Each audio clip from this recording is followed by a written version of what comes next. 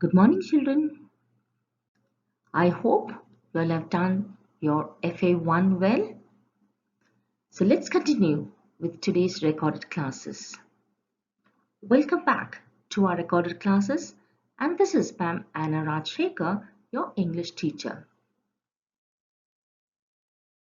Before we start today's session, let me tell you what I will be covering in today's class. We will start a new chapter, which is Uttanka's Guru Dakshina. We will look into some vocabulary. Then we'll move on to grammar, which is pranam, and then your assignments. So let's start the new lesson, which is Uttanka's Guru Dakshina. Now, before I start the lesson, children, I want to ask you all, how many of you know what the word Guru Dakshina means? Yes, I know most of you all know, but for those who do not know, when we seek an admission in a school, we pay the admission fees, right? In the same way, in olden days, okay, it is a student who completes his education in the ashrama. When he is about to return to his home, goes to the guru and asks the guru to name a dakshina, okay? And sometimes the guru might ask, and sometimes the guru may not ask. It was the guru's choice. And a guru dakshina, if the guru asks for, the student at any cost will give him that Guru Dakshina. They were so particular and they were honest in doing what the Guru is asking, no matter whatever it is. They in return will do it for the Guru. So in today's lesson, Uttanka's Guru Dakshina, let's see if the Guru asks for a Dakshina or no. Turn to page 71 in your English reader and toss your fingers through while I'm reading the lesson, children. Uttanka's Guru Dakshina. Once upon a time, when the wise men of India dwelt in forest hermitages and made their homes of mud and straw, there lived in one such hermitage a young boy called Uttanka. Many years passed by, and he grew up. Soon he had learnt all that his master could teach him. One day he went to his master and said, "Dear master, you have taught me all these years, and yet I have never once paid you. Tell me of some gift I may bring you that will please your heart." His teacher said, "Child, there is nothing that I desire. Go to your mother and ask her." So Uttanka went to his guru's wife and bowing low before her, asked her if there was anything she desired.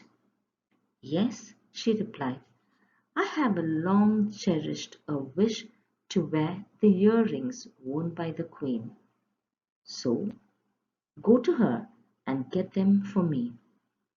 In 4 days a feast will be held. I want to wear them on that day. Get the earrings for me, and I shall know of your true devotion." Turn to page 72, children. Uttanka, hearing this, was filled with dismay. Nevertheless, he set out through the forest to the city where he knew the king dwelt. He had not gone far when he saw a huge bull coming towards him. As it drew nearer, Uttanka saw, seated upon the bull, a man so large that he drew back in fear. But the man called out, "Uttanka, drink this," and he held out a cup full of some kind of liquid. Uttanka turned his head away, but the man said, "Drink, Uttanka, it will help you on your way." At last he came to the palace of the king. He boldly went inside and did not stop to look about him till he saw the king himself seated upon the royal throne.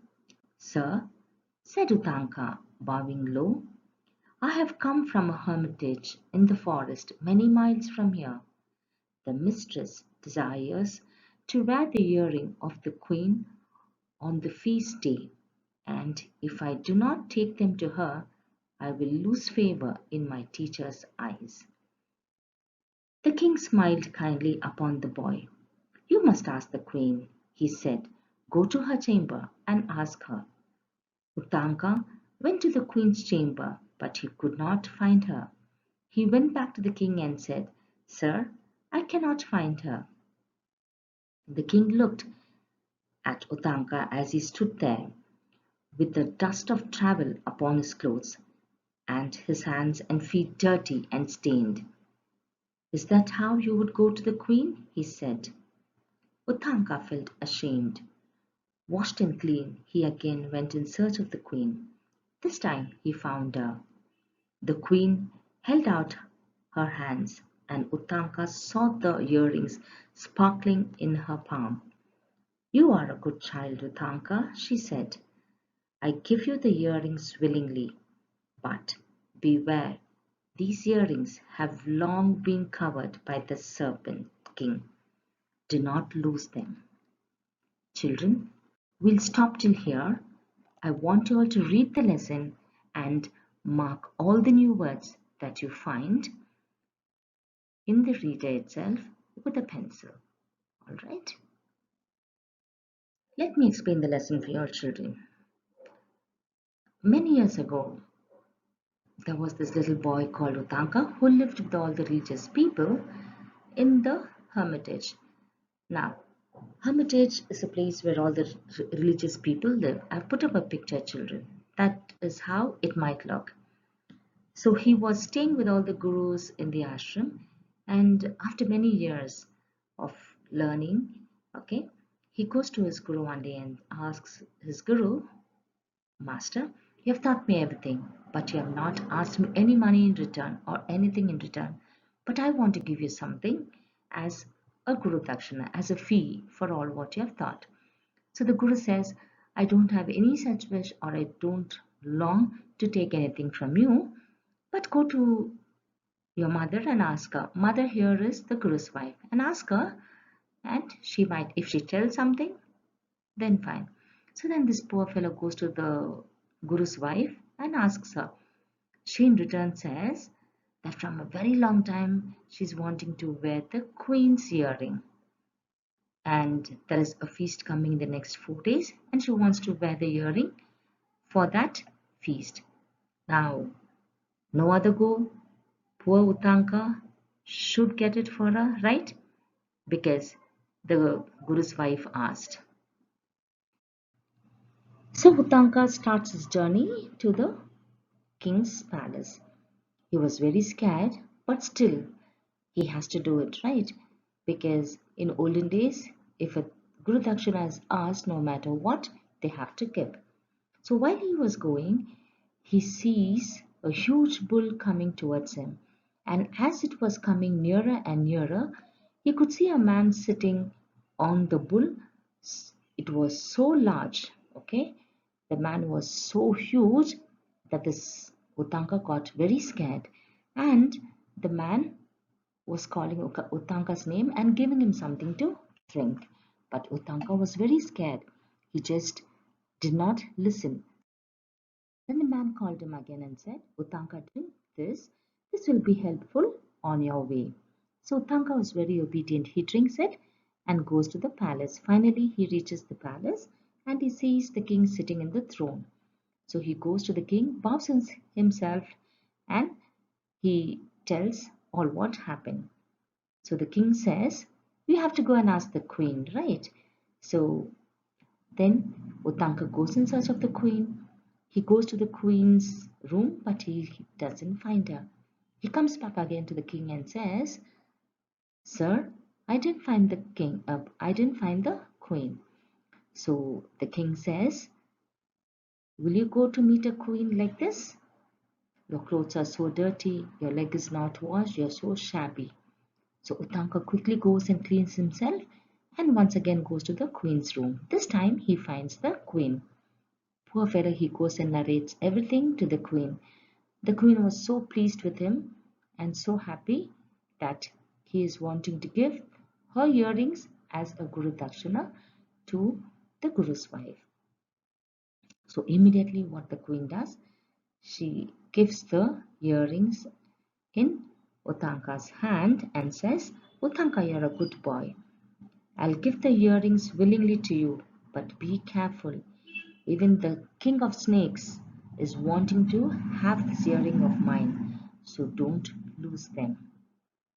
Okay, now in the next class, we will see if Utanka keeps the earrings carefully. Does he goes and give it to the Guru's wife, or does he loses the earring? So all this we will look in the next class, children. I hope you all have understood till here.